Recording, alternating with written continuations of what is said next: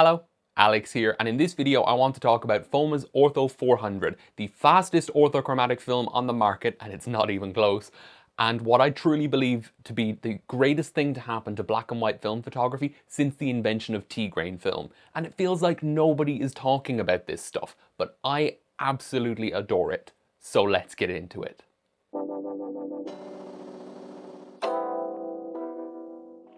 I recorded this video 3 days ago, and as luck would have it, Foma announced last night that this film is finally coming in sheet film formats. So I will add to the video here and there, but I'm not re-recording the whole thing. Both because of effort, and because this way I get to take credit for having manifested it, so you know, you're welcome. Sorry about my voice, but I woke up quite sick this morning and I'm a bit chesty. Released in mid-2023, first in only the 120 format and then later released in 3 additional formats, Ortho 400 is the latest product from Foma. It's an all-original orthochromatic emulsion design that Foma say offers good resolution and sharpness, fine grain, and a high maximum density, which I reckon is just their way of saying it has a healthier silver content than you would expect from a traditional Foma film, like Fomapan 400.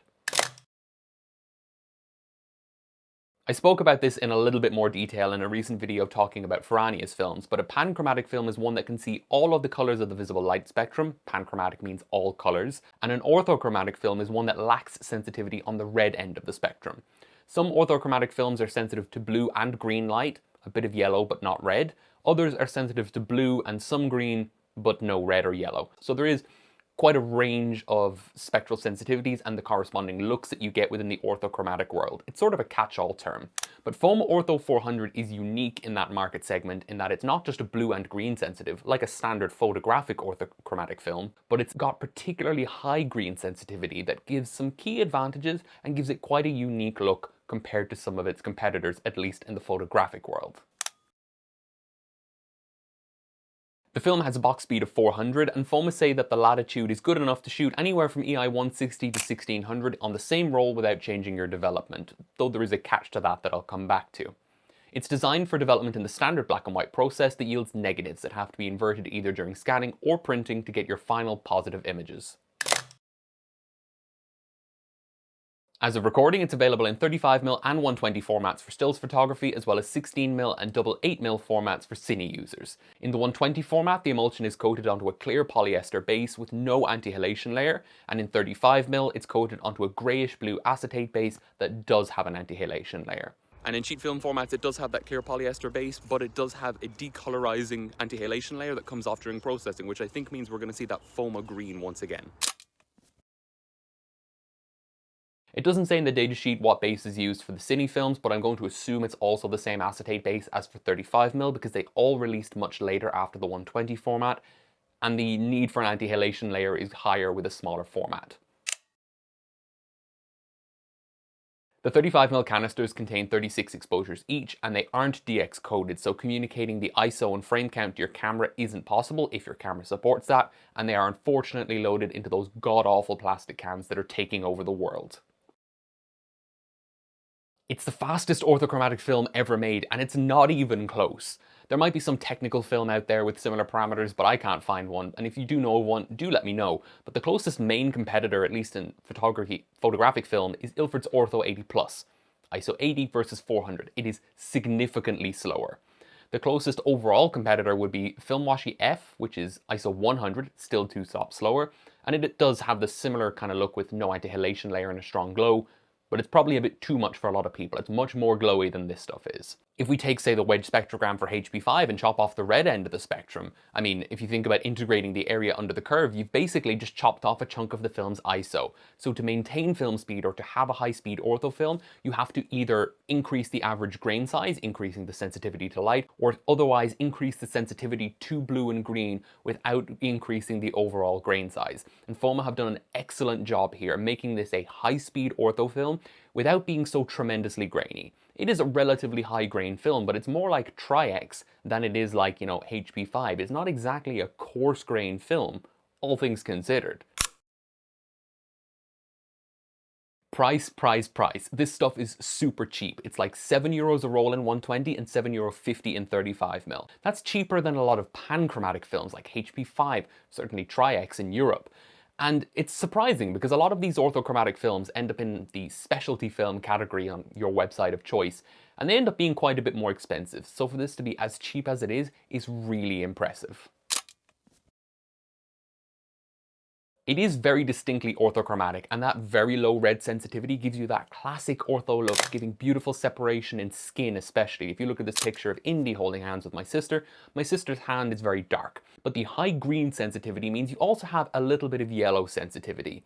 And that means that this film is more broadly usable than you might think. Indy is a blonde dog, so, she's yellow, essentially. And you see that she's pretty bright in this picture, even compared to my sister's hands. You see a very sharp difference between yellow and red that you don't see with a lot of orthochromatic films. But more importantly, this being an orthochromatic 400 speed film, you're going to see a reduction in ISO when shooting under certain types of light. You see that with a lot of films. The daylight and artificial light ISOs are actually different. This film I tend to rate at about ISO or EI 200 when I'm indoors, and it works fine because you have enough yellow sensitivity or green sensitivity to shoot under artificial lighting. A lot of these like ISO 25 to 50 orthochromatic films tend to drop to like ISO 2 to 5 when you shoot them indoors. You slash the effective sensitivity, making them basically unusable. And that's more important for Foma Ortho 400 because it's a high-speed film. You're more likely to use it as an everyday film, as I do, rather than just something you're using for like a specialist project or a dedicated shoot. So you're more likely to have it in your camera and therefore more likely to end up wanting to shoot indoors. So it's nice that you're able to do that more easily than with a lot of competing orthochromatic films. Foma Ortho can resolve a very good but not stellar level of detail, at least if you use a good high-end developer. I mean, it's not going to blow you away, but if you use DDX, HD110, Pyro or something like that, you're going to see very good results. Just don't use Rodinal and don't expect, Acros or PanF or HP5 levels of sharpness, and you're going to be fine. I think, given the other things that the film brings to the table, it punches above its weight, especially being so affordable, and let's be honest, being a Foma product. The clear polyester base used in the 120 format means you're going to see brilliant highlights when you reverse process this as slides, and the high maximum density they mentioned, or that good silver content, means you can have nice deep blacks as well. They do say though in the datasheet that it's not recommended to do this with the 35mm format because of the grey acetate base. You're going to get murky highlights, but in 120 it's still a really nice option to have if you're into reversal processing. And the same thing will apply to sheet formats because they have that same clear base as well. It's got that classic Foma reciprocity, which is to say it's really bad for long exposures. Unless you want really, really long exposures, which some people will, but technically speaking, it's a bad performance. Low intensity reciprocity failure, or LRF, is really bad with the Foma films, and this one is no exception. It's very much on par with Fomapan 100, which is to say it's not very good.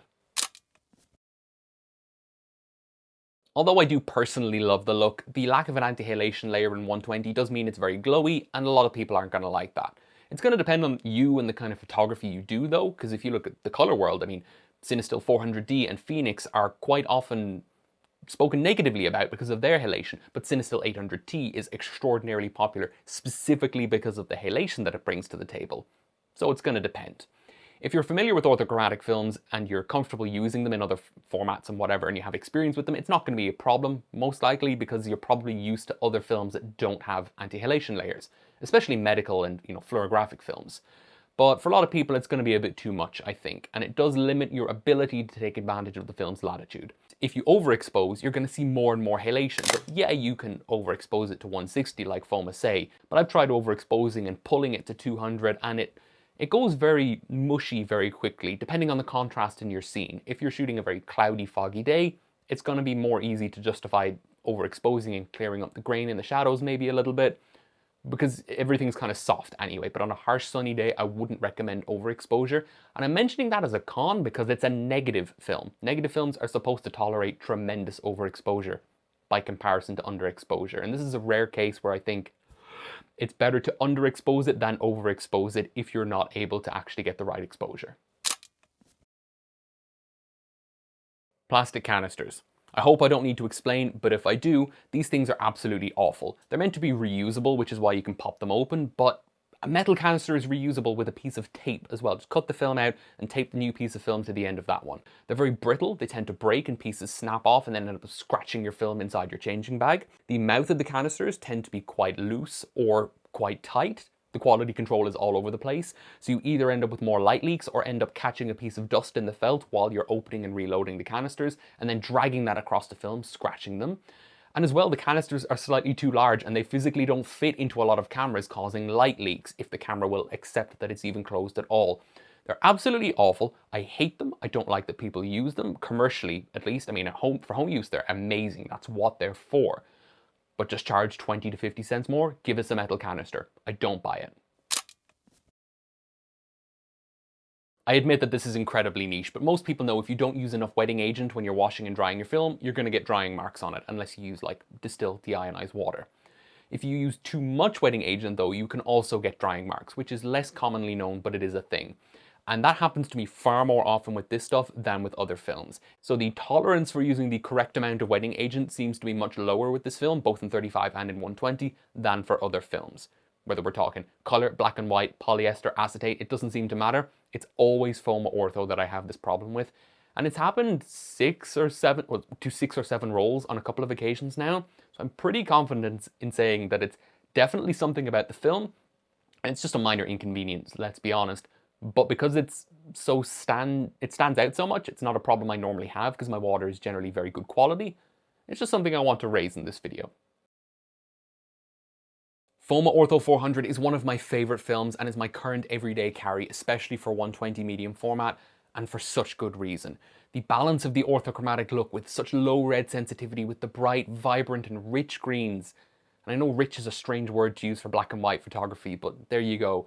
As well as the decently high resolution and moderate grain. It is higher than normal for a 400 speed film, but it's not a particularly grainy film. The incredibly low price and the versatility that this stuff gives you, again from the combination of high speed and relatively high yellow sensitivity incidental to the green, make it a film you can use for just about anything. Its closest competitors are a full 2 stops slower and most are 3 to 4 stops slower. This is an absolute revolution and it's a miracle that Foma have been able to produce this film.